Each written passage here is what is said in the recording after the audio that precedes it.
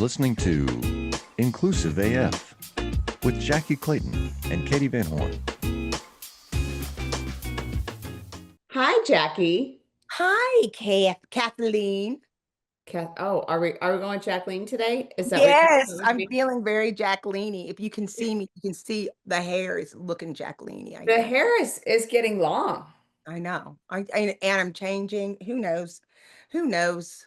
Are you going to stick with blonde? I don't know. I feel like maybe for the next year or so, maybe. And Okay. then I don't know. I'm feeling it. I won't go with like blonde is better because I've been a brunette Right, right.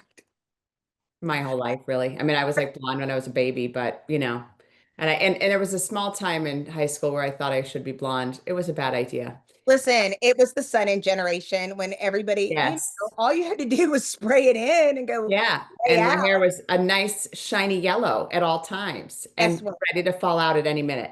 They Um, didn't say that it was literally made in Malibu for Malibuians in California. It was a very small percentage that had Sun-In success. They were already genetically advantaged Oh people. my God. Yeah. It I was in small print, which, speaking of which, brings us to today. so welcome to the Inclusive AF podcast, folks, where we I'm discuss Dr. things like Sun-In the 90s, using Sun-In in the 90s, and what we're going to do with our hair next, and other very important HR and topics. major legal implications of discrimination against today's worker. It's a balance we like to strike between really stressful stuff and, not so stressful stuff. So it works out really well. That's right.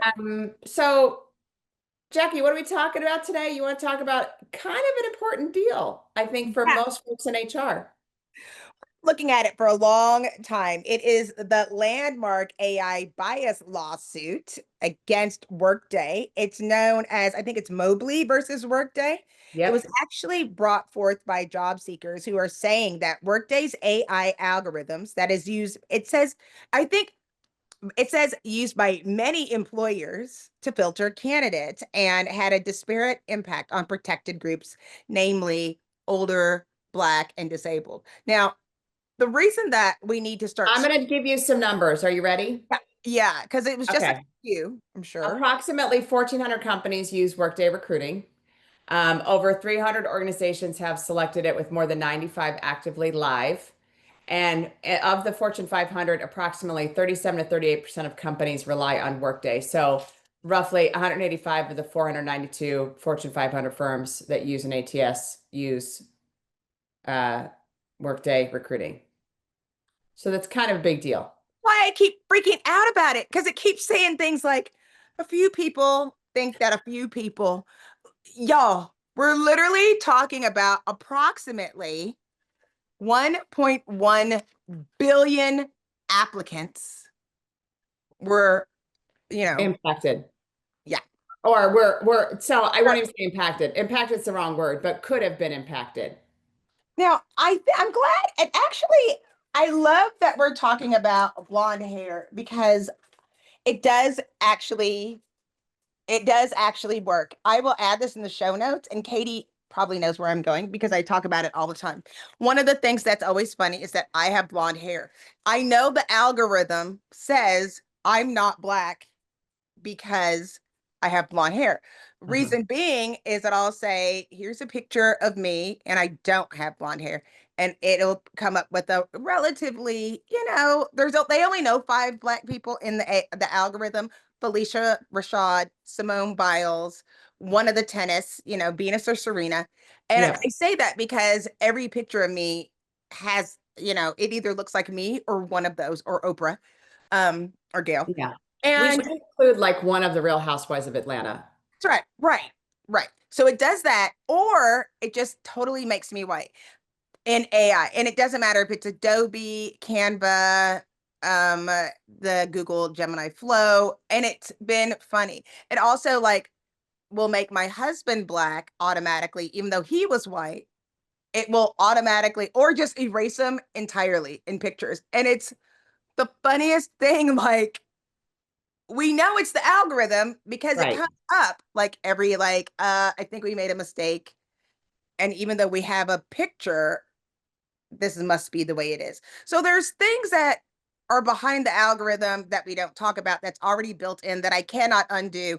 I did have Right. the vice president of Adobe reach out to me and ask me what I prompted to see if it could fix it. And I said, how about you just give me a prompt that would guarantee that I can find a person that looks like me, even if it's Right. just 80% of the time.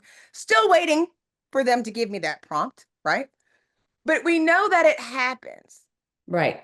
So it's our job to look and find out where that is. Oh, wait, we don't have any DEIB people or anymore to look at what's No. really important that's going on. So whose responsibility is it to find the bias in tech products and AI? And what are we going to find out? So here's a couple things that I'm going to throw out to you on why this worries me. Okay. So we know that there are going to be more lawsuits that are going to come down regarding AI tools in hiring and what are the tools actually doing and how are they doing because we want to vet that they are being fair or unbiased. And I'm Right. using air quotes when I say that because I think that's even a term right now that's a subjective term. And so it's also like we're yet again, the HR people are going to have to step in and go, how do I actually review this? How do I audit to make sure it's not doing these things and not creating bias somewhere? But anytime you have people in the mix, bias is always an issue. And it's the whole concept of bad data in, bad data out. But I don't know how, like, as a user, how do you put that in the RFP process to say, hey, I need to make sure that your ATS isn't going to be biased against my candidates? I, the thing, yes, Like, how do you do that? I don't know. And let's just pretend out of the 1.1 billion applications Right. processed, that it affects 500,000. Like, I'm kidding, it's affected millions, but let's just pretend it's 500,000. Yeah. How do you compensate the job potential, the future for somebody's whole world of work can be changed in one job, like the absolute trajectory, the Right. technology moving forward, like innovation moving forward. How do you what and people are not talking about this. I'm not panicked. I just think it is so important at the same time that you want to pull back from organizations when you see people like we're going to take money back from Harvard unless they get rid of their DEIB practices at the same Right. time that almost, when 40% of people are using a software that knows that people are claiming have discrimination, algorithmic discrimination, who are not speaking to this at the same time. I don't see how you can have both. Well, I guess this is the whole thing is that, and you have talked about this, I think, a gazillion times, and I know you've talked about it on stage many times about like looking at your hiring funnel data Right, and seeing where people drop off by demographics. right. And I think that is one of the biggest pieces that folks can do to, so like for those of you who are actually using Workday ATS, please make sure you are doing some sort of reporting and monitoring to say, and audits to say, when are people falling out? Are they not even getting past the resume screen? Are they not even getting past that whatever stage to say when are they dropping off and when are they being passed through all of that? Because it's not going to be Workday's fault, by No. the way. Yeah. Sorry, I know you hear the ding. The only person who gets through, can you hear it? Oh, never mind. I know you don't hear the ding as you were. Okay. Please do continue. Yes. But like I think that's the part is that, for so many ATSs, I don't think people even know what reporting they should be looking at. So I think like, okay, yes, this is happening. Yes, this is impacting a huge workforce. But for me, it's so what do I do about it? Like as an HR practitioner, as a recruiter, as a whatever, what the heck can I do to make sure this isn't happening in my company and with my tools? So, Jackye, recruiter extraordinaire, tell me, what can I do? Listen, the first thing is go back and look at your numbers of what you've been hiring in the last year if you've been using Workday. The very No, first I'm sorry, no caveat. It's not if you're using Workday. I think yeah, regardless yeah, of yeah, your yeah, tool. you're right. But first, wait, let's start from the very beginning. Audit the processes that you have in the house and the tools that are part of those processes. Like, Right. you have a structured interviewing process. How are you coaching your interviewers? How are your recruiters selecting candidates? Are you auditing the decisions that are being made? Are you looking internally to see who you're adding to the organization? I think, you know, the like I believe in software and systems together can help us solve some of these things that are going on. Make sure that Right. you have the systems in place that are gonna give you fair results as close as you can, right? Right. There's not going to be anything that's going to be a perfect system, but know that you can go back to your people and saying that we are auditing these processes and we are going to take responsibility for any adverse effects and make sure that we fix those things and we're not going to let this stand. Like, start with that, right? Call your organizations that you're using the software and ask them, how are they taking care and mitigating any risk that could potentially happen? And where are they getting the information that is in their data set? How are they getting it? Where is it coming from? So, yes, and what I would add to that is at the end of the day, whatever they're doing, you obviously, yes, you want to know what's happening, but at the end of the day, the liable party, I guarantee, will be you. It It will is not be you. that platform. It will not be that tool. You're the one that's going to get the discrimination claims, the ADA claims, whatever other claims you might get. So, like, that's the part that is like, this isn't just a cute, maybe this is going to be an issue. This is real life, could be impacting you right now today, and you could have a similar situation that Workday is now up against. And what I know is going to happen here is, regardless of what happens with this Workday lawsuit, there's going to be a trickle down of some sort with either you all have to look at your contracts better and make sure that, your legal team is looking at it from a liability exposure. Because if it is built wrong, or if there is bias built in, which is probably guaranteed that it is, Sure. just because again, people built it, then you need to know what that liability is for you and your company as the HR recruiter person. And here's the irony. In order to do this, you're going to have to use AI and build an algorithm Yep. to look at every single candidate that was rejected, Hmm. why they were rejected, what was the reason. You better hope to God that you're using a system that forces you to give a reason for rejecting candidates, even though you've gotten 3,000 because they are using AI to apply for these jobs. It's going to I feel like we were just talking about the great dumbing down of America, where you have people are taking for granted like something that happens with like Sarbanes-Oxley, right? Or Yep. if you're not familiar with Sarbanes-Oxley, it goes back to the day when it was like, Yep. oh, Right. we don't know what happened. It was our CEO that did it, or our CFO that did it.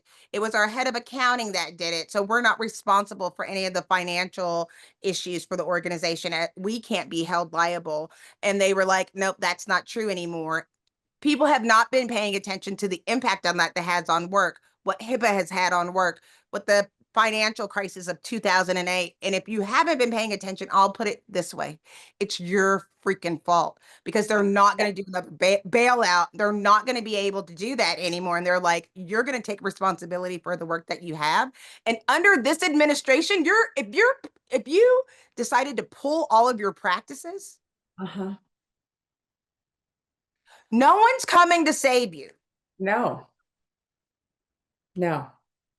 And I think that's the part that, like, I've done this, and I know you've done it as well, for probably the past 3 years at HR Tech. I will ask the question of anyone building a tool, what are you doing around bias, around DEI, whatever? And 90% of the people I get a blank stare. Fully. And And we're not asking them, what are you doing for the potential discrimination of your head? Like, we're not talking about old school bias. no.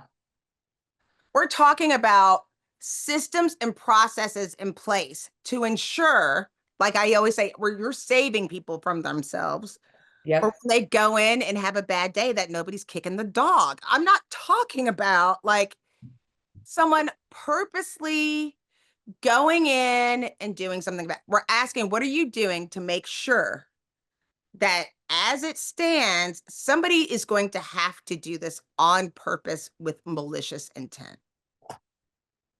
Yeah, like, but Your system should be set up in a way. And if your answer is we don't know, your gut, this is going to be, listen, this is about to get, people are watching. And the fact that a judge is allowing this to go through, it doesn't matter what's going to happen moving forward, because the people that are responsible from a judicial standpoint, from a litigation standpoint, will know that there is money here, and they are just looking for this to be a problem. And they're looking at people being irresponsible for doing this. understandable. And And it's, and quite honestly, they should be. They should be looking for those they issues should have. because we should not have them. But I asked our friend ChatGPT. Oh, I love Chat GPT. So I just asked them who's using like what platforms have like real-time bias detection or analytics that flag anomalies. iSIMS, they're utilizing AI and advanced analytics to highlight disparities in applicant pools and promote diverse hiring practices. So go iSIMS. And to be clear, these are not any type of endorsement of any of these tools. This is merely us, again, using our friend ChatGPT. Right. Entelo is also doing something with diversity modules that analyze candidate demographics. JobVite's JobVite is using tracking features to surface demographic gaps, which I kind of like that concept too, is like who isn't applying. And I think that's where JobVite is going with it, is more who's applying and who's not. So like, are you sourcing from the right places to get a diverse pool of candidates? Um, but like there's a bunch of them, like if you look, there are a bunch of them that are doing some good stuff. It looks like, iSIMS is doing a lot, which is good. And looking at the funnels, which is exactly what we need them to be doing, just to help us with all these pieces. Here's the issue. I feel like this goes back to what is the role of HR? And the fact that we have to be legal, we have to be technical, we have to be AI, we have to know all the We things. have to go in.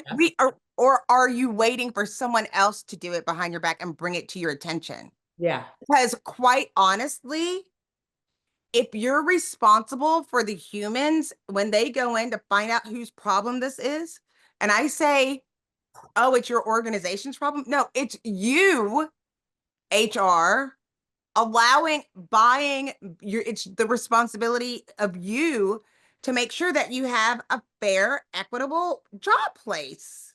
Like Okay. it's like so, I mean, I would hope, and we'll see. Back when it was Sarbanes-Oxley, we already knew if something happened and there was something, I remember back in the day, it was like automatic. You were going to get fired. Your boss was going to get fired. The CEO was going to get fired. Everybody that was in the chain was going to get fired. And this was back when I was at like Robert Half days. So this is Yeah. 2000, the early 2000s, when it was just known, like, no, it's everyone who touched this. So I don't see how it's not going to be everybody who touched this job wreck outside of like the coordinator. I don't see how. Well, and I think that's the thing. It's like it's one of those things that like with SOX, with Sarbanes-Oxley, like it was obviously it was really around financial controls and like reporting and all that stuff. I think most folks who have been around know that, but if you were not around at the time, this was, it became a major issue and there were a lot of financial penalties that came up because of it. And I mean, even I think a few people got jail time because of it. So like, it's not to be messed with. And I agree. I think this is going to be a similar situation where maybe not under this administration, but there is going to be some real life consequences for stuff like this popping up that isn't being regulated, that needs to be regulated, that we just need to focus on. So yeah, Because I don't know. forced accountability, like Yeah. it reshaped compliance forever. If you're not familiar, like the best way of describing SOX is forced accountability. Yeah. And it started with Enron, right? Yeah. And what I'm saying is like this lawsuit isn't just about Workday. It's a wake up call about the systemic risks of algorithmic bias. And so if you're looking at it, this is going to it's already set a legal precedent. Right. Right. Like I think we're talking about this in very like high level terms, but yeah. you said something earlier that I think is really critical to consider for all of us to consider. It's really about the fact that who are you not hiring or who are you missing out on, and how are you not building out a team that actually has, excuse me, diversity in it, because they're just getting dumped out in the application stage, and you're never going to see them and you're never going to know that they applied. And And there's going to be a class action. yeah, I guarantee. I mean, and how are you going to, what are you going to say? If you're old and black and disabled and applied to a company that you used, then you might get a lawsuit. It's going to be like freaking baby powder. Like it'll be, we're talking, we already know we're talking about 1.1 billion applicants. right. So, like I said, let's just pretend, let's just pretend it's 3 million. That's a lot of people. And if you're still using it, what are you doing today? Okay, so we know that this lawsuit, this is what people are claiming. They still haven't said that's absolutely not true because we have this, or this, or implied anything or pointed to anything. They just have been doing deny. And I know I mean, I don't want to talk to them. I'm not a lawyer and I don't know what their legal strategy should be. But I'm just saying, it doesn't look very good, Katie. No, no, it doesn't. Not a And good look. so if you are evaluating an ATS, or if you are trying to figure out right now, is your ATS biased? Well, if you're trying to figure out right now if your ATS is biased, the answer is probably yeah.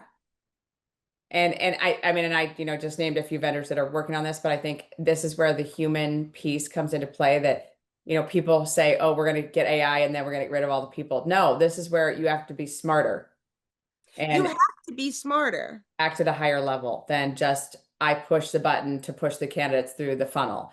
And so like there are some questions that you can ask vendors, and we can include these in the show notes, but asking them, how does your system flag bias? How do they flag, issues with candidate screening when they're doing an AI? Because, a lot of them will do screenings of the CV or of their profile or whatever it might be. So what are they doing to mitigate bias there, or to flag if there is bias that's happening?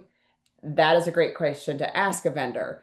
And Um, also, who do they have any rules that will um prevent people from applying, stop, like cause additional friction in the hiring process? Because again, right now the challenge is recruiters are getting inundated by applicants, by the number of people, the pure number of people that are applying.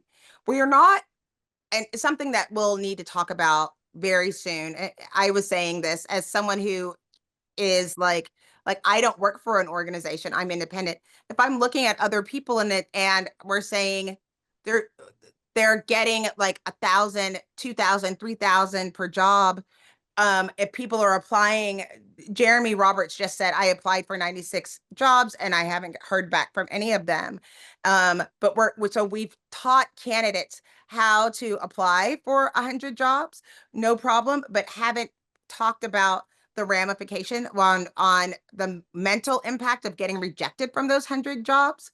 As 100%. we're doing that with no understanding and with aren't doing a good don't have the process involved, that you're giving people a fair analysis, like how do we know that they can't come back and say it's because I'm old or I'm disabled or I'm black or I'm this or I'm whatever it is? 100%. Yeah. Like, you make sure that at the very least you have a system in place. If you can't control the software, you can control the processes within your organization of making sure. There was something now that they're saying, oh, well, we're going to stop accepting applicants past 500. Yeah. What does that mean? That you have, does that have any like disparate consequences against people? Because who gets to the job first? We don't, if we haven't done the data and haven't done the math on it, you Right. can be discriminating against a whole bunch of people. Because if you're only doing the first 500, then what does that mean? You're discriminating against what? People who work, people who don't Yeah. work, people who live in New York, people who live in California. I mean, there's a, like, I'm not kidding. like, Right.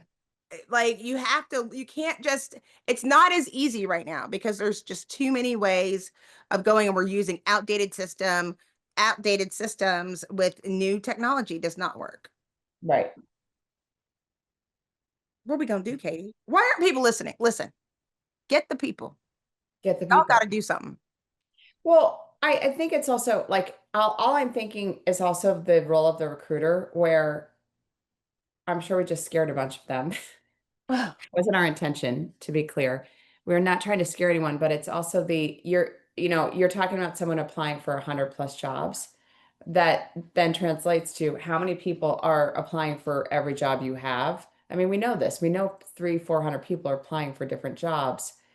And for the recruiter, it is like, how do I sort through all of these applicants? How do I sort through all of these folks to say, okay, or something, is it like, oh, I'm a bus driver and I'm applying for a job as a software development engineer?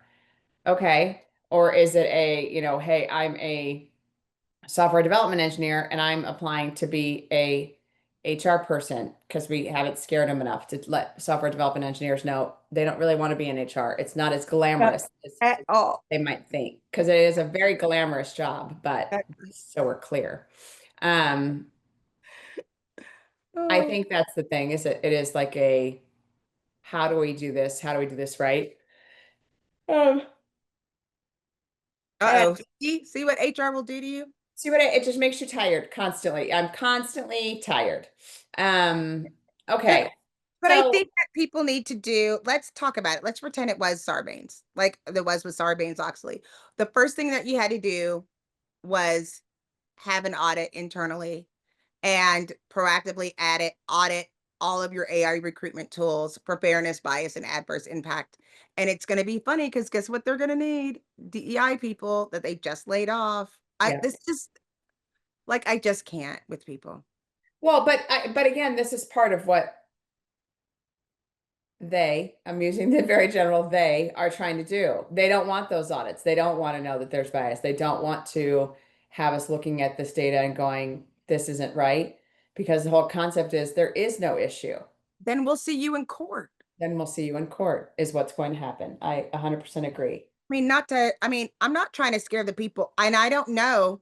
We don't know what's going to happen. It's still very possible that a judge says, no, we're not going to see it. We're not going to listen to it. But it's just not, it does not matter. It is not going to be pretty, and nobody's going to let this, I don't think it's going to die down. I don't No. think it's going to die. I think somebody's looking at this, especially as trying to like set the precedent so that we can get this going. There's too many tools out there that come out every day. And I think it goes back to money. Yes. If they can figure out a way to get money from this, I mean, it is Workday is not a small company financially. And, they are, well, right now they're being publicly traded right now at $239. Shut So, up. Not really shut up, Katie. no, I know, but like they're worth, it looks like about $59 billion. Listen, and the other part is this will fall back it will fall back to HR. Yeah. Like even if your company says, we're not concerned, we don't think, it will fall back on you because you're going to be the ones they turn to say, is this going to be a Well, problem? that's my point is that, yeah, Workday can hire a gazillion lawyers to fight this. You know who the next person is they're going to go after is the company that didn't hire them. And so Workday is Yeah, probably going to figure out a way to get around this and go, hey, 1,400 of them. yeah, it wasn't us. That's right. All Um, 1,400 of them yeah, saying, I didn't tell you who to hire. right. Right. You put the data in incorrectly, or you set it up incorrectly, and that's why there's bias in it. And So again, we're not lawyers, but we've, we've watched enough Dateline. I've watched it. Well, Dayline is most On, scary. I would say Law and Order or LA Law. Remember LA Law? I We watched that. remember LA Law. That Yeah, was a great yeah, show. yeah. That was a good Showing our one, age now. and it was totally accurate. Like all of these shows that we're Oh, quoting are totally accurate. No, Dateline's always about like the murdering the woman that lives alone. That's why we don't watch Dateline at my right. house. Yeah, we don't watch. Right. It's I not good. meant Nightline. It's more Nightline. Nightline, yes, Nightline works. Yes, Nightline Yes. works. Absolutely. Oh my word. Okay, so Jackye, Yes. what is the bottom line for you? What's the one thing you want to make sure people heard? I want people to go back and listen to every single episode, all like 3 million inclusive AF episodes, because you're going to be held accountable and start doing this stuff. Start doing the stuff we've told you to do for all 900 episodes. For all 900 episodes, because this is going to swing back.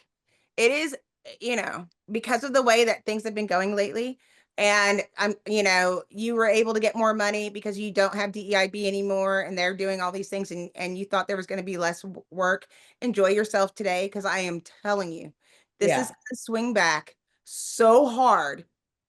I would start preparing myself just a little by little, start getting ready to answer for this question. What are you doing to make sure that you have a fair, equitable hiring process that is fair to all applicants and nobody is getting rejected before you get a chance to evaluate? Just start baby steps. Start yeah, looking and keeping it, because at some point you're going to be asked the question. right. 154 episodes, Jackye, to be clear, 154. A million. It feels like a million. You know how many that is? That's a lot. That's a lot. That's a lot. So for all of you that you have listened through this whole time, we appreciate you. By the way, folks, we do have a store coming soon where you can get some cool swag. And so we'll be broadcasting that on the episodes and on the show notes and all that stuff once we get everything set up. Because one day we're gonna get our act together over here, Jackye. One Sure. day, Yeah, it's gonna come soon. any minute now. I can. We'll keep you all posted. We'll keep you all posted on when that will be. That's right. All right, Jackye, Yes. go I do did it. my one thing. What's your one thing? Oh, sorry. My one thing is do an audit. Get your business together. Get your business together. Check your shit Check your shit. Do it now. now. All right. All right, friends. That's all I got for you. Is there anything else? Not today. Not today. But maybe next I week. think that was enough, because here's the thing. If they just do that one thing, that's going to take a minute. Yeah, that's gonna take a full 60 seconds. Right. At least. At a minimum. Yeah. At least until next week when we post the next podcast where we'll tell you some other things to do. But thank you all for joining us on the Inclusive AF podcast. My name is Jackye Clayton. And this is Katee Van Horn. All right. Bye. Bye.